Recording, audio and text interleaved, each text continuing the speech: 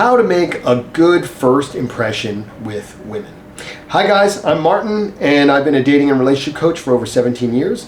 And today we're going to tell you some simple things that you should do so that when you meet women for the first time, they are going to be more interested in spending time with you and giving you their attention. The first thing I'm going to talk about is somewhat controversial. And it's controversial because you can read all these online studies. You can read studies online, not online studies. You read studies on the internet that talk about this and tell you that it's something you shouldn't do. But I can tell you, and with an easy thought experiment, you'll understand why it's totally wrong. And that thing is smiling.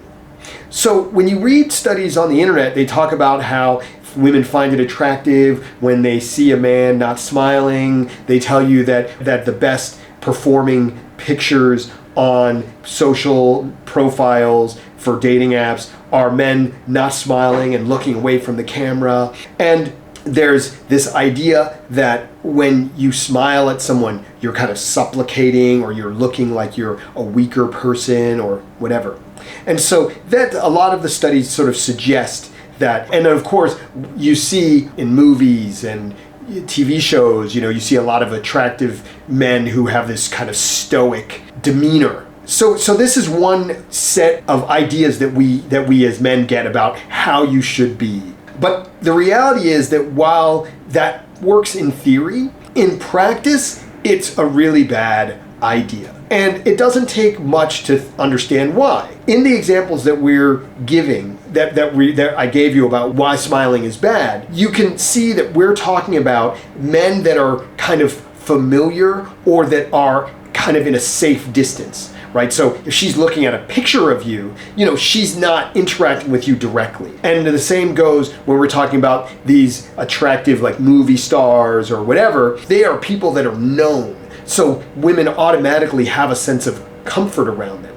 But as a strange man who is approaching a woman, the first thing that she's trying to figure out is whether you're a threat or not, right? Because that's really what's the main, the primary thing that she's dealing with in that moment is whether she needs to keep away from you. Now, if you're super handsome, okay, and this is another reason, because I definitely had some friends that they could run this kind of brooding guy look. One of them, he would walk down the street and people would go, "Oh, he looks like Johnny Depp." And it's like, yeah, he looks like Johnny Depp, so he doesn't need to smile that much. Okay, sure.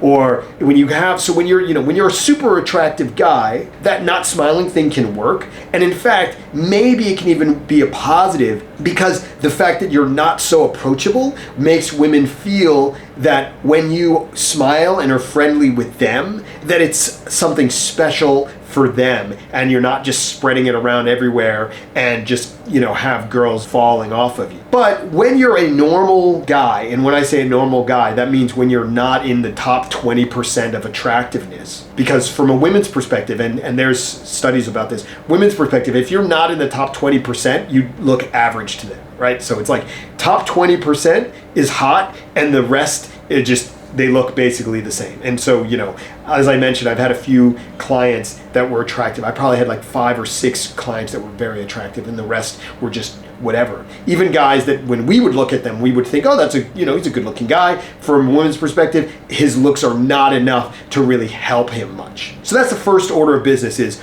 do I need to run away from this guy? Do I need to get away from him?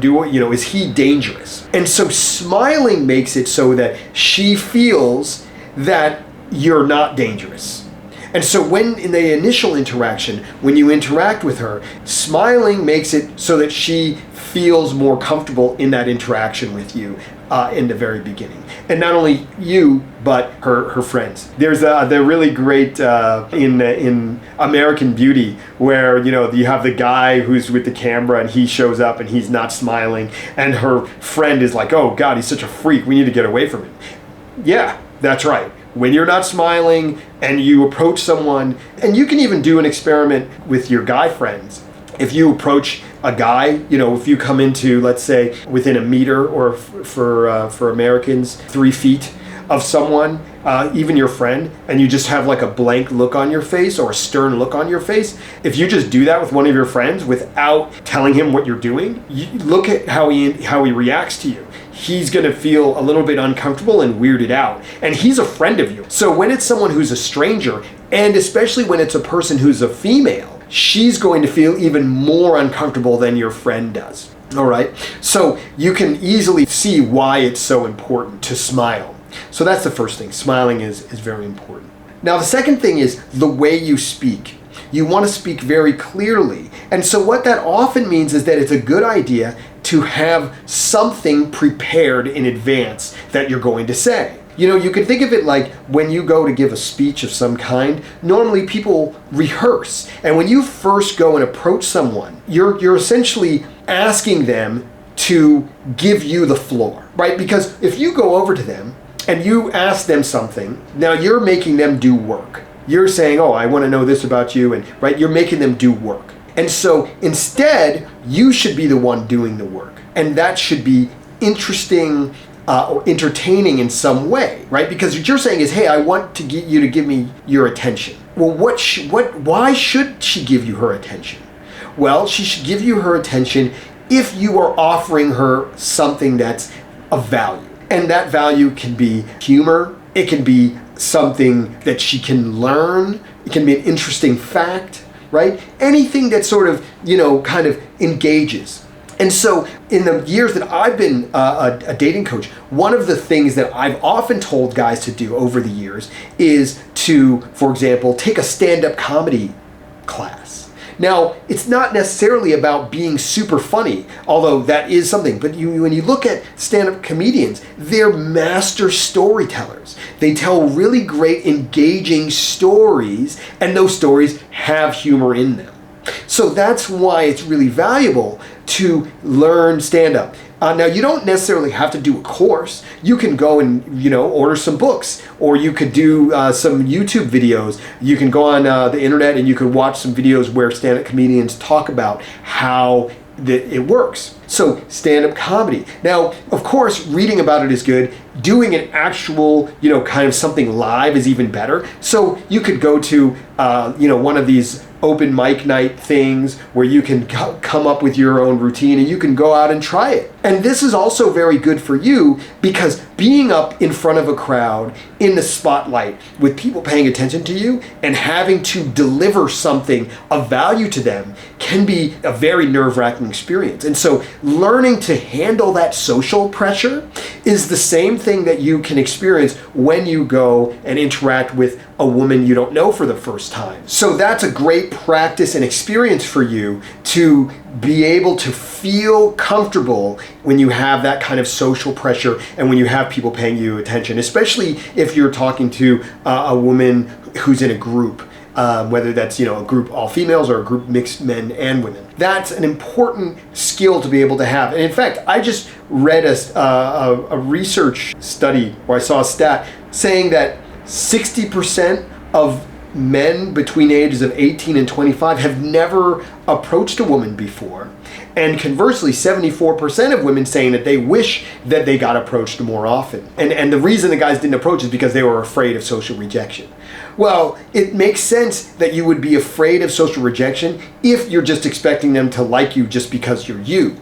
But when you prepare and you have something that is something that is interesting or appealing to other people, then you can bring that confidence in your material to that interaction. And it's the same for me, right? I mean, as I said, I've been a dating coach for over 17 years. And so for me, I feel very comfortable with sharing this on the internet because I know that it has a lot of value because I've worked with so many guys and I know that it works for them. And by the way, if you'd like to work with me, there's a link in the description where you can schedule a call with one of the guys on my team so we can work something out and help you out with whatever it is that you're trying to work on in your personal and dating life. And so in the same way, if you have stuff or things that are interesting to other people, then you can feel a lot more comfortable when you're interacting with them. And so that's one way, is the stand-up comedy. And like I said, you can read books, you can watch videos on YouTube, but one of the key things is that you'll need to practice for sure. you'll need to practice. Another way to go about it that is also good, and in some ways, it's complementary in some ways, it's better in other ways, and that is joining an improv comedy group. Now, the value of joining an improv comedy group is that they teach you some very basic improv skills, and then you can practice those. So one of the best kind of improv ideas is this idea of yes and. So yes and is whatever someone else gives you, you don't reject it. You take it and then you try and build on it in a way that is both fun and also directs it in the way that you want to go. And so you can see that in conversations with people, you are often, that's exactly what's happening, right? Someone gives you something by what they say or the topic they bring up, and then you can respond to it in various different ways. Now, in the world of dating and making good first impression, in general, you want the other person to feel good about the interaction. And so they don't feel good if you're telling them they're wrong about something, or if you make them feel less intelligent or less confident because you reject something that they say, or because you have a negative reaction to something they say. So instead, what you want to do is you want to take what they say and you want to take it on board and then use that to move things forward in a positive way. Now, not always, but you could say, let's say that, they make a statement about something that they think is really great, okay? And you disagree. Let's say that she says Barbie is the greatest movie ever. Instead of lambasting it and talking about all the problems with the movie, you could instead say something like, oh, the costumes are really great, or, you think the music is really good.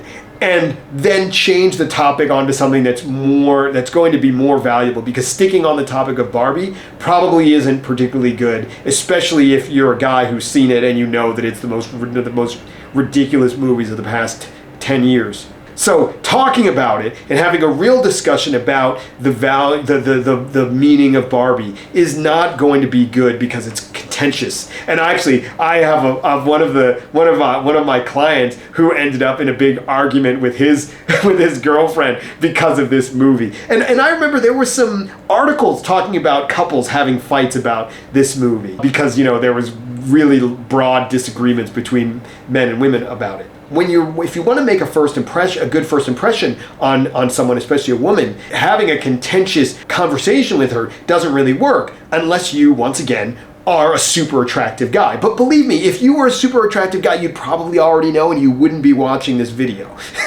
You'd be too busy with a bunch of chicks to be watching this video. So if you're watching this, I'm sorry to tell you, you're probably not one of those guys. But you probably already knew that. But anyway, you don't want to end up in these kind of contentious things. Now, once again, as I was saying there, you do see these things on, in media where the girl's like, I can't believe he said that. Oh, he was being such a dick, blah, blah, blah. And she's stuck on this guy thinking about him. But once again, that's because the guy has enough obvious value, obvious status, obviously attractive enough that she wants to be interested in him already. Now, if you're not that, then it's a very risky tactic to make her have some negative emotion. Now, it doesn't mean that you should be a yes man and you should agree to everything and you should bend over backwards for her. That's not at all what I'm saying. But what I'm saying is that when she gives you something, you want to, instead of turning that into something contentious, you want to move it around into something else. That's the key point. And it doesn't mean that you need to,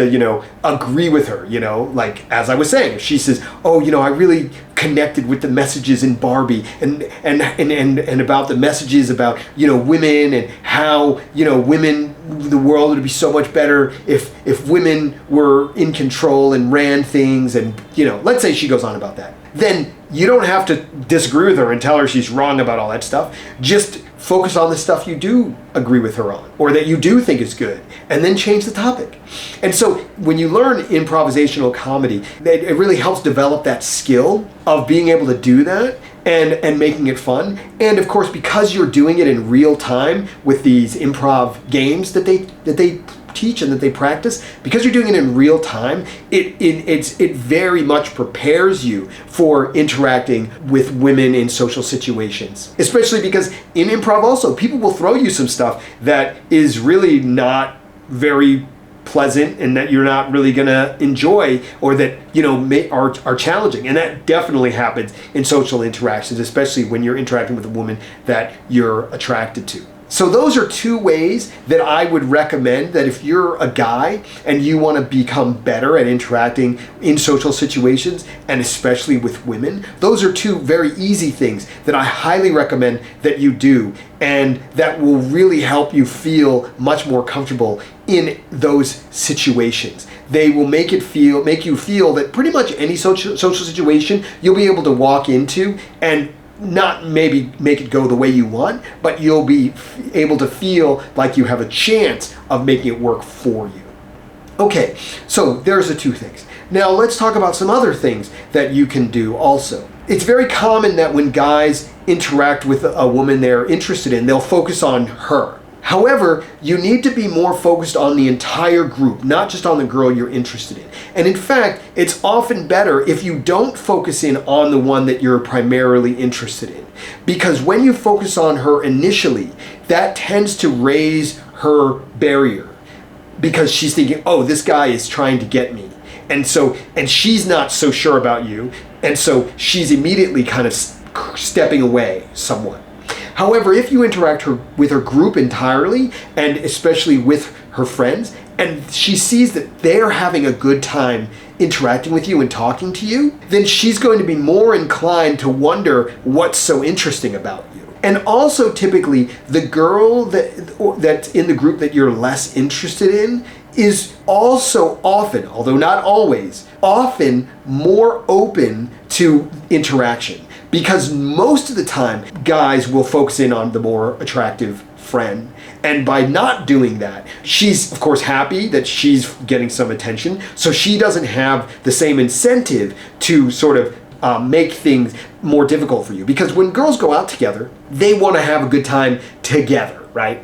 That's kind of the idea. Especially the less attractive ones who don't get much play. They definitely want it to be together. They don't want their hot friend to, because guys aren't like this. If you're a guy and you have a friend who's really good with women, you don't ever get in the way of him getting with some girl. I mean, you feel happy for him. Of course you feel bad for yourself, but you don't try and ruin his time, because that doesn't really, well, first of all, he's not going to be your friend if you keep doing that. But secondly, as men, we're more comfortable with competition with our friends. We understand that that's just how it works. Whereas women, they don't feel as comfortable with competition. They want everyone to feel good all the time. And so they're more likely, or the more attractive woman, she'll feel bad that she's getting a lot of attention, and so she'll feel uncomfortable spending a lot of time with you. And so what you want to do is focus in more on the women that or the people in the group but especially the women in the group who are not the ones who you're really interested in. And when they're having a good time with you, the more attractive one who you really are interested in is more likely to see that her friends are having a good time and to be interested in you. Now, it doesn't only have to be the people in that group.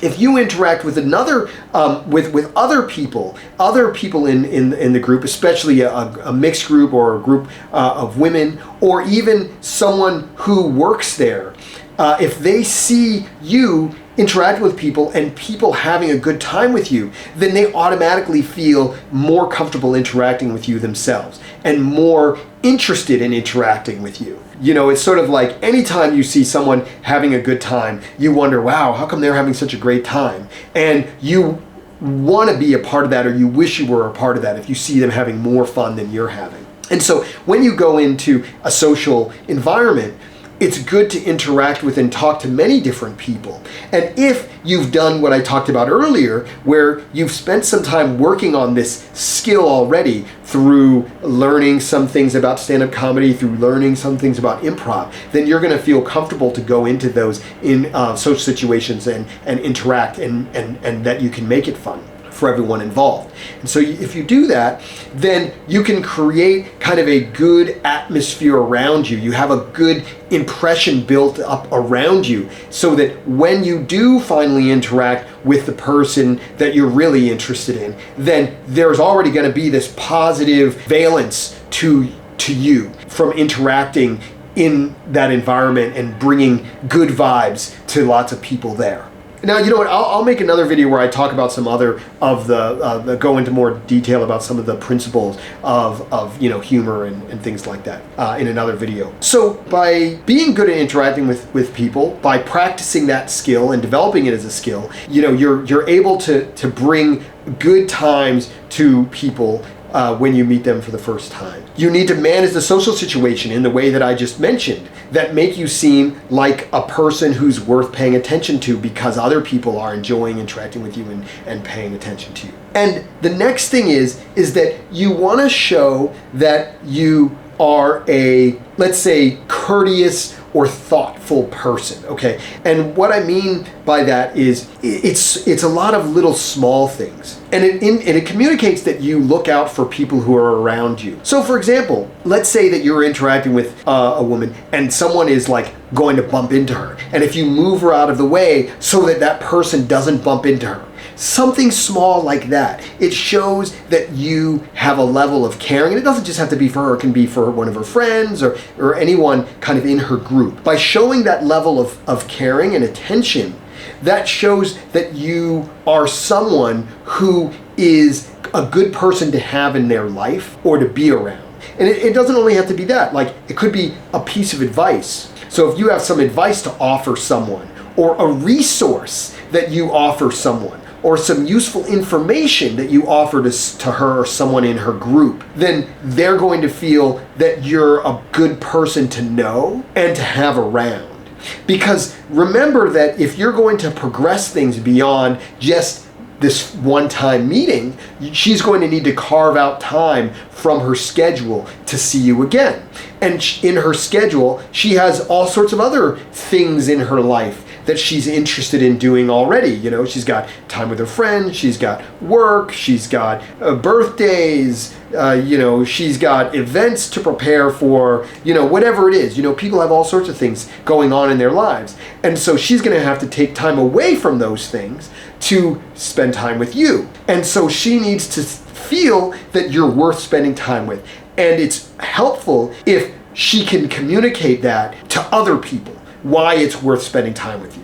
If she can communicate that to other people, and if those people are friends that you've also interacted with, and she then says to her, oh, I'm gonna go and meet up with that guy, remember from this time, the guy who, was talking about that YouTube video that, was really interesting. Then they're gonna feel much more comfortable feeling like that's a good idea or not trying to sabotage that, which is a better way to say it. It's not they're going to encourage her, like, you go girl, yeah, definitely meet that guy, or especially a guy friend saying that to her, like, yeah, definitely go and hang out with him. But it's more that they're less likely to try and sabotage it.